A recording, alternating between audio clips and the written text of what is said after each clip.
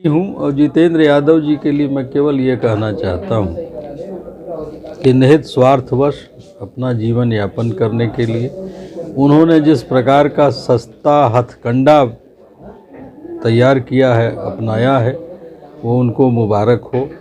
मैं प्रभु से प्रार्थना करूंगा कि उनको सद्बुद्धि दे और वो इस प्रकार का विवादित कार्य भविष्य में न करें। मैं उनको व्यक्तिगत रूप से क्षमा करता हूं और अपने भाइयों से भी, बहनों से भी, जिनको भी उनके इस बयान से, उनकी पोस्ट से पीड़ा हुई है, उन सब से अपील करता हूं कि आप धैर्य बनाए रखें, आप शिष्ट रहें, मर्यादित रहें। अगर किसी भी व्यक्ति ने मर्यादाएं लांघी हैं तो ज़रूरी नहीं है कि उसी प्रकार से, उसी शैली में उसका जवाब। नमस्कार, और आप देख रहे हैं कांडी बनारसी। कांडी बनारसी में आपका स्वागत है।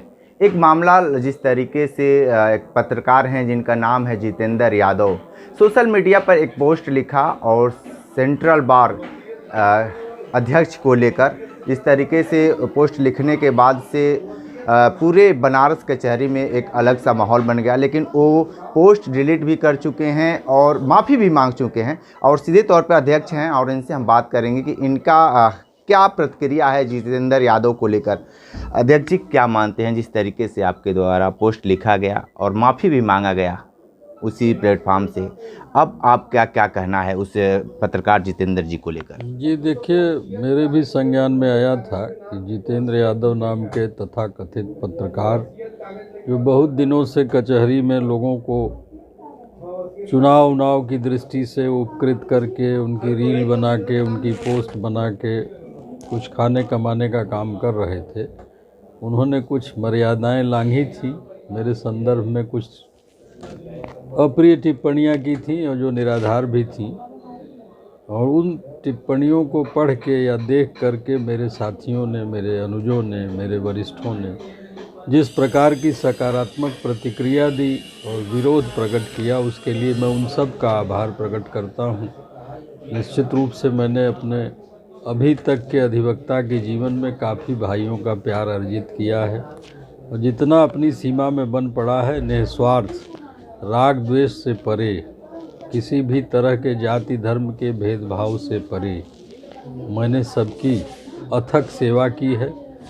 उसी का परिणाम था कि दूसरे ही प्रयास में मुझे चुनाव में लोगों ने विजयी भी बनाया था।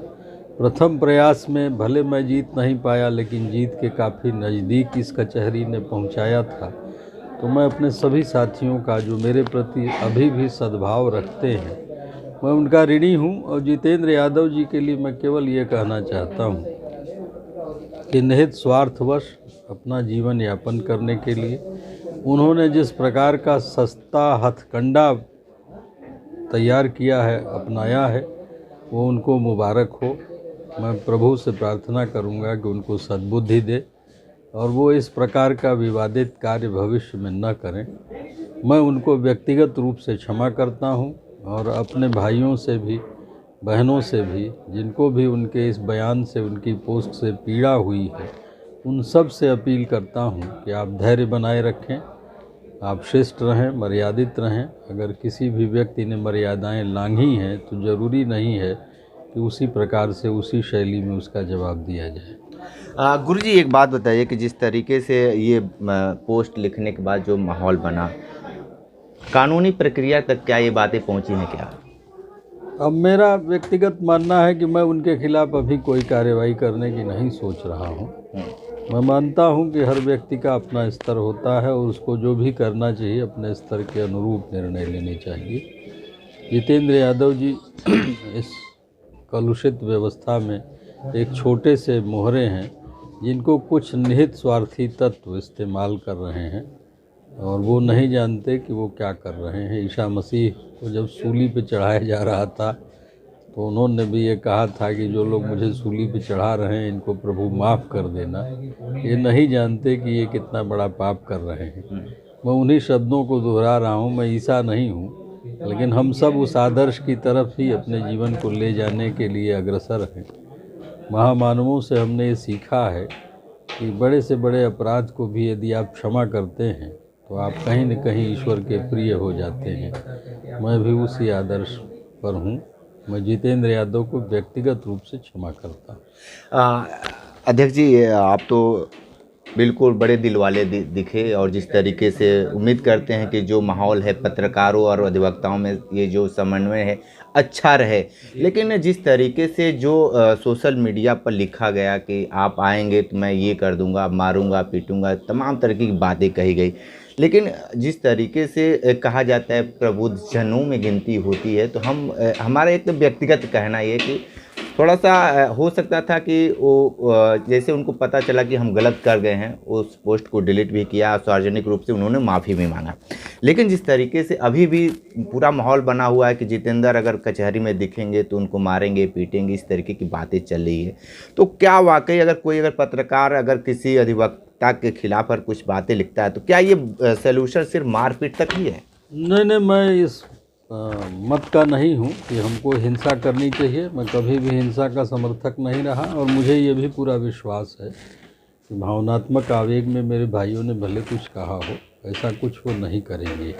और दूसरी बात कि जब वातावरण किसी की अपनी गंदी हरकतों से गर्म हो जाए तो उसको भी कुछ समय तक संयम में रहना चाहिए। मैं ये चाहता हूँ कि उसमें उकसावे की कोई कार्रवाई न हो, क्योंकि जिन तत्वों ने उनको इस्तेमाल किया है वो निश्चित रूप से चाहेंगे कि कुछ ऐसा हो जिससे जितेंद्र यादव जी चर्चा में बने रहें और चीज़ें बिगड़ें। तो मैं अपील करता हूँ अपने भाइयों से कि वो संयमित रहे। मैं व्यक्तिगत रूप से उन सब का आभार व्यक्त करता हूँ, उनके सद्भाव के लिए ऋणी हूँ। लेकिन मैं ये भी कहूँगा कि ऐसी कोई कार्रवाई न हो जिससे हमारा समाज या उसकी छवि धूमिल हो। ठीक है, तो आप सुन रहे थे मंगलेश दुबे जी को, जो सेंट्रल बार के अध्यक्ष हैं, और सीधे तौर पे इन्होंने एक स्पष्ट रूप से व्यक्तिगत रूप से इन्होंने कहा कि हम जितेंद्र यादव को माफ़ करते हैं, लेकिन जो इनके जो सहयोगी हैं, जो दिल से मानने वाले हैं, उनको भी हृदय से धन्यवाद भी दे रहे हैं, और ये लगातार ये भी कर रहे हैं कि इस तरीके की कोई भी घटना ना हो। और वाकई जिस तरीके से बहुत सारे लोग कह रहे थे कि जो हृदय है, वाकई हृदय बहुत बड़ा है, चट्टान जैसे है, और जो पत्रकार और अधिवक्ता का जो संबंध है वो आज देखने को भी मिला है। विशेष इंटरव्यू कर रहे थे, तो हमारे साथ बने रही कांडी बनारसी के साथ। नमस्कार।